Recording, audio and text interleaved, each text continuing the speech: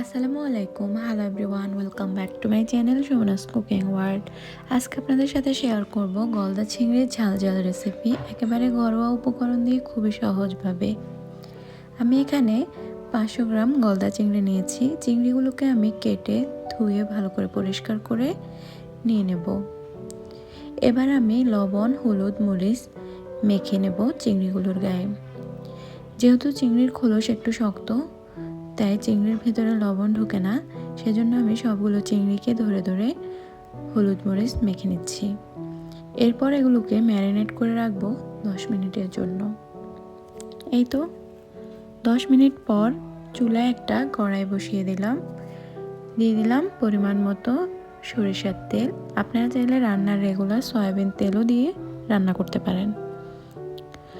এরপর আমি তেলটা যখন গরম হয়ে আসবে দিয়ে দেব 1 কাপ পেঁয়াজ কুচি। আমি এখানে মাঝারি সাইজের 3টি পেঁয়াজ কুচি নিয়েছি। পেঁয়াজটাকে আমি তেলের সাথে ভেজে নেব। পেঁয়াজটাকে নরম করে ভেজে নেব। পেঁয়াজটা যখন নরম হয়ে আসবে সে পর্যায়ে আমি দিয়ে দেব স্বাদ মতো লবণ। যেহেতু চিংড়ি মাছ ম্যারিনেটের সময় লবণ দিয়েছি, সেহেতু লবণটা বুঝে শুনেই দিতে হবে। এরপর দিয়ে দেব পেঁয়াজ বাটা। এখানে আমি 4 টেবিল চামচ পেঁয়াজ বাটা দিয়েছি। পেঁয়াজ বাটা দেওয়ার পর আপনার মশলাটাকে একটু ভালো করে কষিয়ে নিতে হবে সময় ধরে, কারণ পেঁয়াজ বাটাটা যত বেশি কষাবেন পেঁয়াজ বাটার একটা স্মেল থাকে, সেটাও চলে যাবে আর আপনার রান্নাটাও অনেক মজা হবে। এই তো আমি সবগুলোকে ভালো করে ভুনে নিচ্ছি।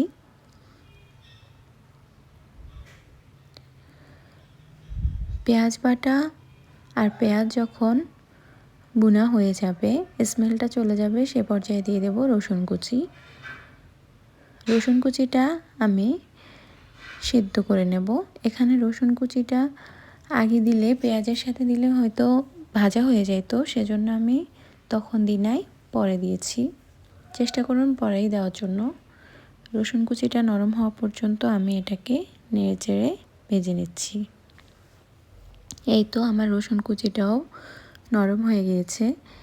এবার আমি দিয়ে দিচ্ছি হলুদ গুঁড়া, 1/2 চামচ হলুদ গুঁড়া দিয়েছি। এবার দিয়ে দেব পরিমাণ মতো লাল মরিচের গুঁড়া। আমি এখানে 2 টেবিল চামচ পরিমাণ লাল মরিচের গুঁড়া দিয়েছি, কারণ আমি এখানে গলদা চিংড়িগুলোকে একটু ঝাল ঝাল করে রান্না করব, সেজন্য। এবার আমি এই মশলাটাকে তেলের সাথে একটু নেড়েচেড়ে ভেজে নেব। এমনভাবে ভাজতে হবে যাতে করে পুড়ে না যায়। 1 মিনিট ভাজার পর আমি এখানে পানি দিয়ে দিলাম, সামান্য একটু। পানিটা দিয়ে একটু কষিয়ে নেব। যেহেতু আমি পেঁয়াজ বাটা ইউজ করেছি, তাই আমাকে আরেকটু পানি দিয়ে ভালো করে কষিয়ে নিতে হবে। এই তো এবার আমি এই পানিটাকে 3 মিনিট ধরে কষিয়ে নেব। এই তো আমার কষানো হয়ে গিয়েছে। এবার আমি একে একে করে চিংড়ি মাছগুলো দিয়ে দেব।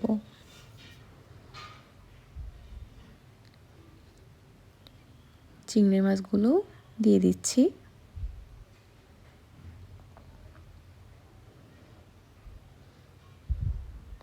চিংড়ি মাছগুলো দেওয়ার পর আমার চুলার আঁচ মিডিয়াম করে আমি এখানে 3 মিনিটের মতো এভাবে রেখে দেব। এরপর আমি পানি দেব।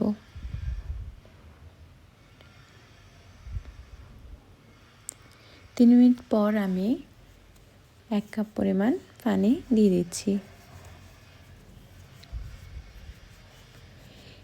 এই পানিতেই চিংড়ি মাছের ভেতরে সিদ্ধ হয়ে যাবে এবং লবণ পারফেক্টভাবে ঢুকে যাবে। এই তো সামান্য হালকা হাতে নেড়ে দিচ্ছি। বেশি জোরে জোরে নাড়তে যাবেন না, তাহলে চিংড়ি মাছগুলো ভেঙে যাবে, খোলসগুলো তখন ভালো লাগবে না। এবার ঢাকনা দিয়ে ঢেকে রান্না করব 10 মিনিট। 10 মিনিট পর আমি দেখুন চিংড়ি মাছের কালারগুলো অনেক চেঞ্জ হয়ে গেছে। এবার চিংড়ি মাছগুলোকে উল্টে পাল্টে দেব। এরপর আমি ঢাকনা সরিয়ে 10 মিনিট পর ঢাকনা সরিয়ে চিংড়ি মাছের ঝোলটাকে কমিয়ে নেব 5-6 মিনিটের মতো। এই তো আমার ঝোলটাও ঘন হয়ে গিয়েছে। এই পর্যায়ে দিয়ে দিচ্ছি ধনিয়া পাতা কুচি, হয়ে গেল আমার গলদা চিংড়ি রেসিপি ঝাল ঝাল করে। এ পর্যায়ে বিদায় নিচ্ছি। আল্লাহ হাফেজ।